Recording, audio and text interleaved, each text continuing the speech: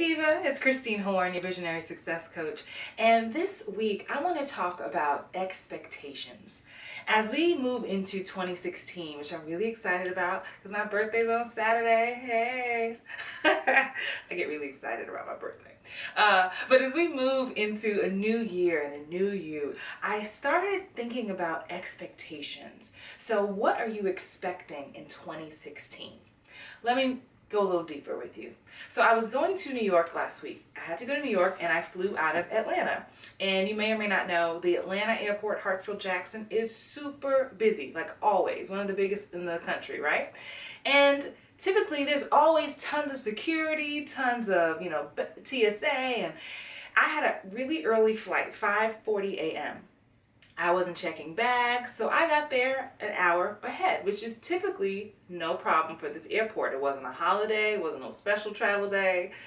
And it was like 5 o'clock and I'm still standing in security because they had yet to open all the lanes for my bags to be checked.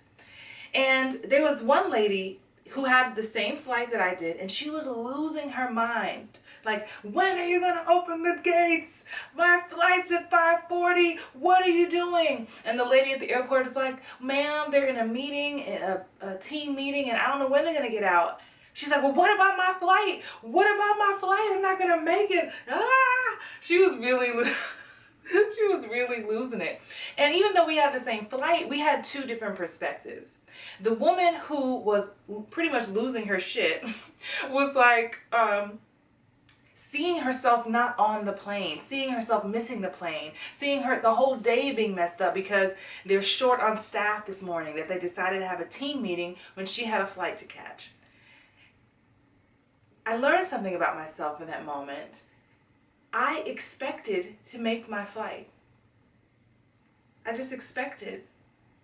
I visualized, as I stood there with the lady who was screaming and losing it, I stood there and just visualized myself sitting on the plane, bags safely in tow, and me arriving to New York safely and live in one piece and on time. So what happened? Turns out we both made it on the plane.